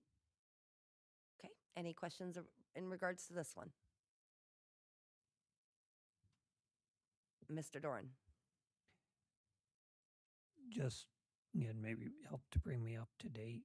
We at one point were doing a number of virtual distance courses done by our district and stuff. I look at this as a placekeeper. There are times when we may and times when we may not be offering them. Is that correct? It just means we could be doing this. That's correct, but there are a number of virtual courses that are taught by our teachers that students are currently taking. I'm not aware of any distance delivery in terms of school to school happening this semester, but that's something that has happened in the recent past, and we would like to have included in the policy, because as needs come up, sometimes that is the best solution for students at different schools if they don't have a teacher available to teach that specific section. Right. Okay, great. That answers my question. That it's to make sure we can do these as they're needed. Yeah. Any other questions on this policy? Okay. And into, I think this is the last one, board policy 6190, evaluation of the instructional program. Ms. Dillard. Thank you. This is not a policy that we have. Many of the ASB articles end with this evaluation of the program or the content that's being addressed in that article. Okay, questions? Mr. Doran. I don't have a question on the policy. It's okay, but I have a general question for procedure afterwards. Okay. Okay. So now that we got through this, it's a huge packet. There have been a lot of changes discussed and such. We have. So my question is, what's the plan for addressing yeah. this so that Dr. Miner and I had discussed splitting it in half. If the board wanted us to, yes, there were a lot of changes. I do want to bring this forward as a first reading and start the process of getting these approved. And so if that would still be the way that administration would recommend, I would say that's where we begin. Can I ask Mr. Yeah. Doran a follow-up question? Are you thinking that another work session is necessary to go through all of the changes, or were you thinking along the lines of splitting the chapter in portions for the board to work through in upcoming board meetings? yes? No, I'm not looking for another work session. There may be some policies we say, well, we got a lot and stuff and rewriting. There may be some of those that should come back to us so we know that we don't have to debate all the issues. We can make our point if whether we agree or disagree with something and maybe some minor changes, but that in those readings we minimize that in depth, to do it. But so that we do, I like the idea of splitting it in packages. And I would almost say for the reading public, it's almost maybe a quarter, maybe half, and there could be overlaps. We're doing first reading and second reading, but so people can get through. But for us to go through, so we know what the changes were. I mean, there are some changes that we've had pretty broad consensus on. There's some that it was like, yep, one person said it and, oh yeah, that's a good change and that was done, type of thing. But so we don't have to go through a word for word on every single one to see now what's really coming to us. Well, my plan would just be like every other policy that we bring forward for a first reading. I'll have Ms. Dillard bring it forward and say if you could give us any updates or changes to this, and then the board can go through it from there. Is that what you're asking?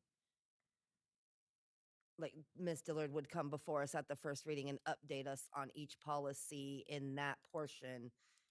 It's updates, what we changed. What we changed from where? Yes, I'm concerned. I don't know. I don't know. Just tell me what. I guess my suggestion would be that I could provide a draft to you. Well, I could do it one of two ways. I could either provide a draft to you ahead of time with all of the major changes highlighted, or I could bring it before the board for first reading with the more substantive changes bolded and highlighted. One of the two.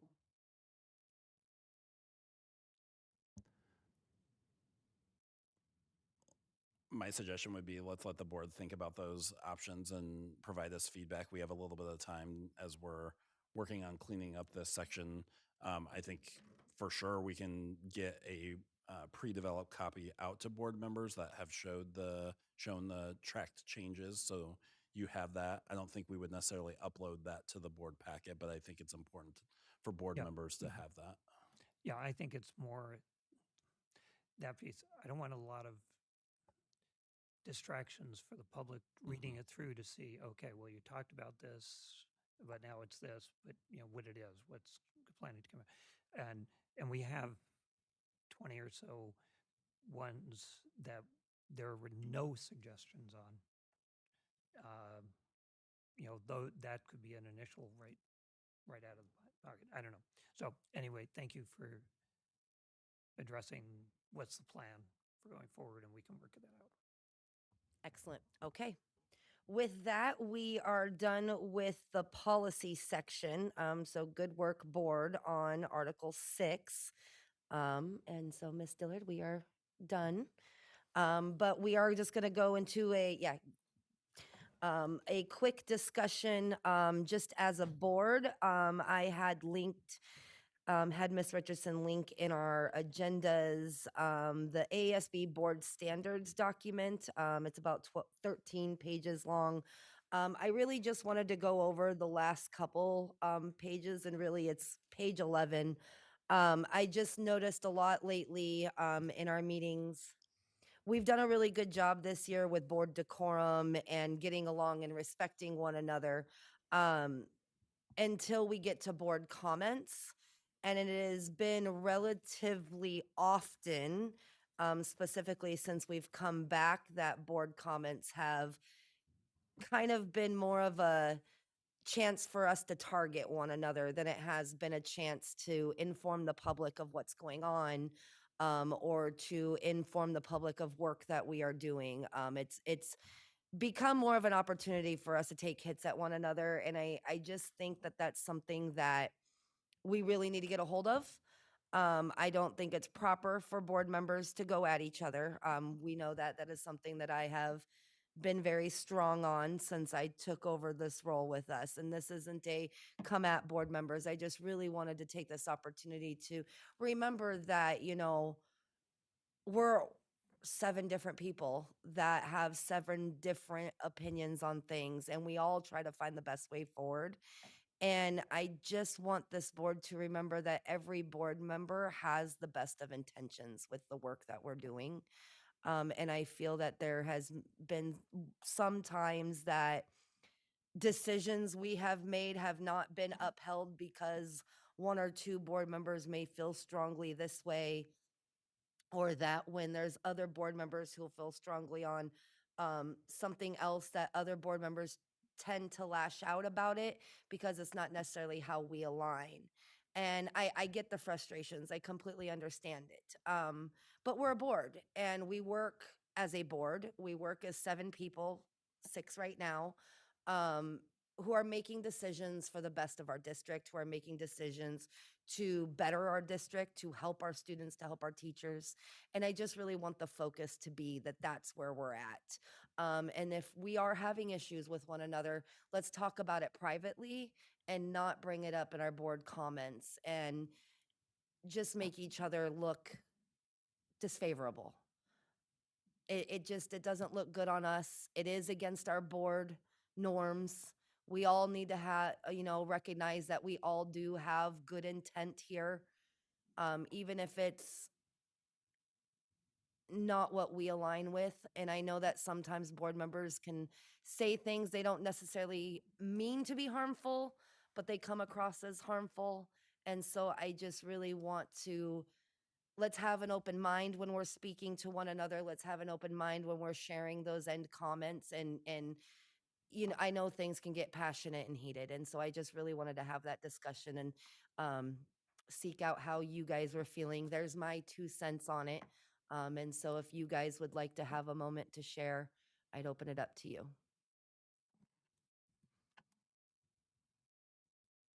Mr. Doran? Sure. No, I think I appreciate the reminder and linking it also to our norms that and the and sometimes that reminder to me to be mindful of sometimes how I choose words, but that the intents are there for each of us, the positive intent which is there, and that